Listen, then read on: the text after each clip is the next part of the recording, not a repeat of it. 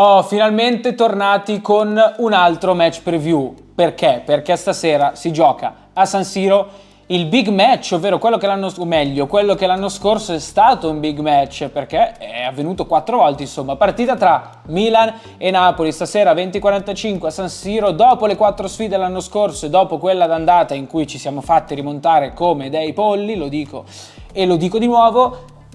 Ospiteremo il Napoli di Walter Mazzarri, che è un po' che non si presenta a San Siro. Poi l'ultima clip vedremo come al solito le statistiche, ma oggi niente gag, non mi perderei nelle solite ciarle. Lancio subito la clip di Claudio Mancini, che da Napoli ci dirà come la squadra di Mazzarri arriva a questa partita.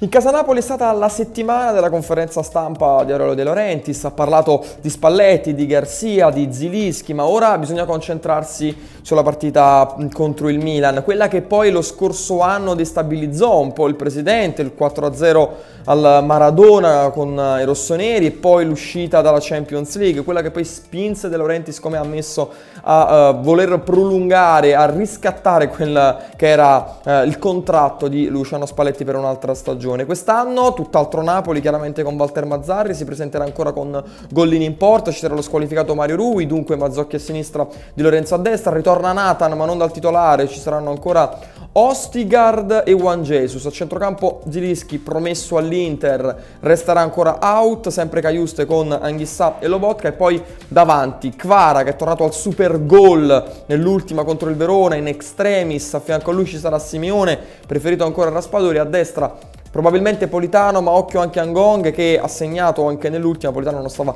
benissimo fisicamente. Il clima è dunque un clima di un Napoli che dovremo vedere come affronterà un big match contro il Milan. Napoli che non è andato benissimo quest'anno nei big match, dunque c'è un po' di timore. Possibile 3-4-3, possibile cambiamento nel modulo. Napoli che si presenterà come contro l'Inter con un canovaccio di un pullman davanti alla porta. Staremo a vedere. Da ClaudeoManciniTVplay.it questa è la situazione in vista di Milan-Napoli, almeno per quanto riguarda gli azzurri.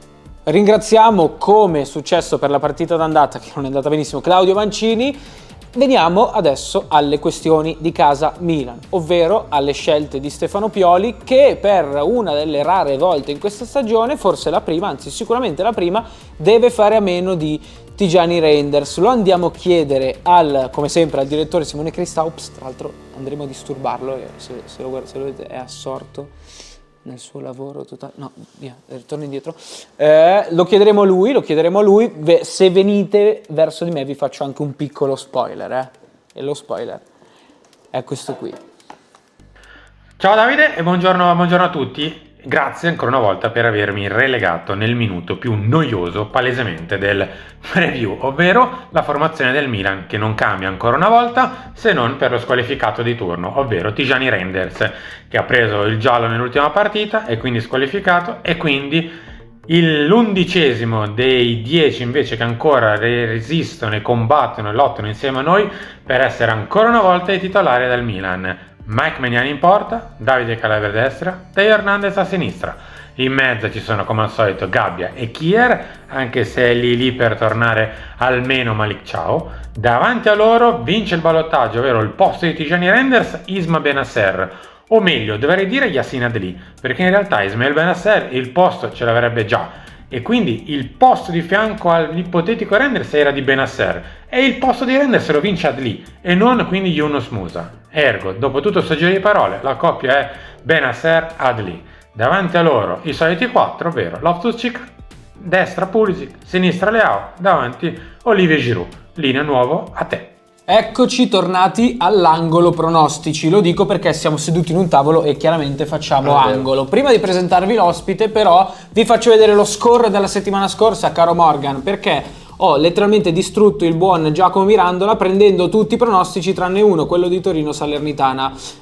Questo per dirti, caro Andrea Roderi, che ti andrà male. Sono benvenuto, forse prima volta al match preview. No, forse la seconda. Non perdiamoci in chiacchiere, anzi perdiamoci un attimino, perché vi dico di andare ad ascoltare i podcast nuovi di Radio Rossonera a cura del buon Andrea su Abbiamo un paio di interviste interessanti pre-Milan-Napoli, una con Plastino, una con Scotto. Su piattaforme? Su Spotify e Spreaker ovviamente, e poi anche qualcosina su Lopeteghi, sempre Spotify e Spreaker. Cominciamo con... Basta, va bene, grazie Andre per la marchetta. Vai. Cominciamo con i pronostici, sì. Vado io, Cagliari-Lazio 2, la Lazio torna a vincere e su questo non ho dubbi, prego. Confermo anch'io. Anche tu 2? Posso mettere quanti? No, X2? non si possono... X2, non puoi scrivere però tutti uguali miei perché sennò no. non vale. Roma-Inter, l'Inter suggellerà la vittoria con la Juventus anche vincendo l'Olimpico di Roma. Per te, caro X. Andre?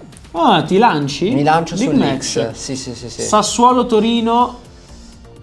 Vado io? Sì, vai tu. Perché... X. X. No, io le X l'ho già beccate tante settimane scorse, ti dico 2, dopo tutto quello che è successo in casa Toro, insomma, Juric, il Toro andrà a vincere. Parto con 3-2 in trasferta, non facile. Fiorentina-Frosinone, io vado con un 1. Anche qui non ti voglio copiare, ma anch'io do 1. Ma anche la Fiorentina ha bisogno di punti, visto l'andazzo. Bologna-Lecce. Bella sì. Bella partita. 2 squadre che giocano a viso aperto. Io qui me la gioco la X. Io dico 1 comunque. Io mi gioco la X sul buon Thiago Motta. Monza-Verona, il Monza questa volta tradirà.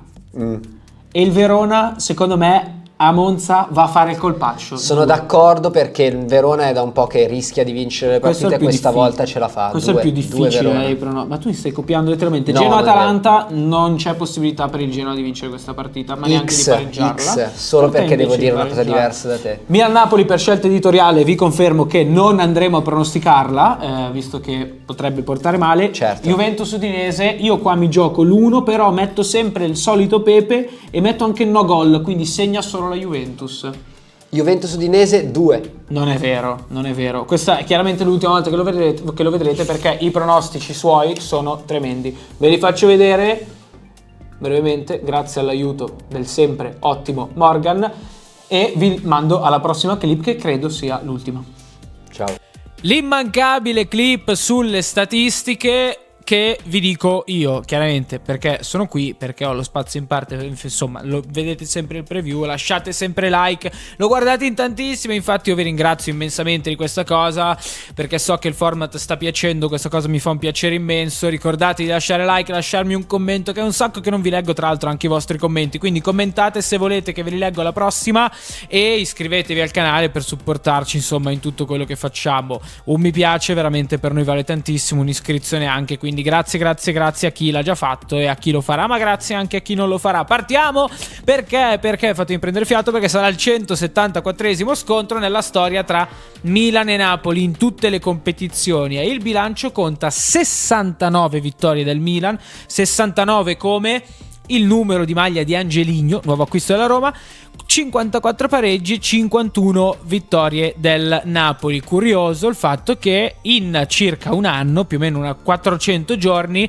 queste squadre si sono affrontate per 5 volte, perché l'anno scorso, e ce lo ricordiamo tutti benissimo, ci siamo affrontati anche ai quarti di finale di Champions League. Poi il nostro percorso, diciamo, si è schiantato malamente contro l'Inter, però ci siamo tolti delle belle soddisfazioni, e in casa e al Maradona di Napoli. Ma passiamo subito agli allenatori, pochi convenevoli. Oggi è un preview così secco, diretto, poche ciarle. Passiamo agli allenatori perché Stefano Pioli ha affrontato il Napoli in 36 occasioni. Occhio al bilancio, perché è più o meno lì, le vittorie sono 13, i pareggi 11 e le sconfitte 12. Però da allenatore del Milan anche lì siamo lì, però il bilancio diciamo che è un pochino più favorevole, perché 4 vittorie di Pioli sulla panchina del Milan contro il Napoli, 4 pareggi e 3 sconfitte. Pensate che da allenatore dell'Inter Pioli ha perso per 2 volte di fila contro il Napoli, quindi non è, diciamo, la squadra che preferisce affrontare, anche se l'anno scorso, in uno forse dei momenti peggiori della stagione del Milan, andiamo a insegnare calcio al Maradona e vinciamo 4-0 grazie a uno straripante Leao, Brahim Diaz, insomma ce la ricordiamo bene, e anche Alexis Saelemaekers.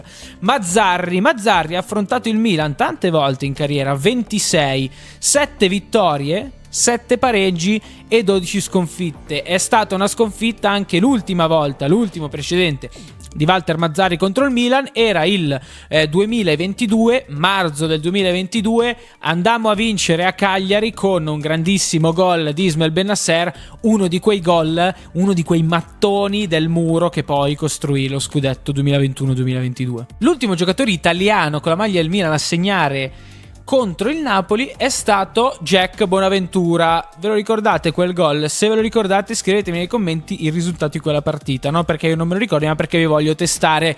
Però per chiudere, visto che ci ho preso mano, comunque ci ho preso gusto con i pronostici, quali sono i 3 risultati che sono usciti più volte nelle sfide a San Siro tra Milan e Napoli? È sempre così, l'ho fatto anche in qualche altro preview questa statistica qui. Il risultato che è uscito più volte è lo 0-0 tra Milan e Napoli, 13 volte, il 7,47%.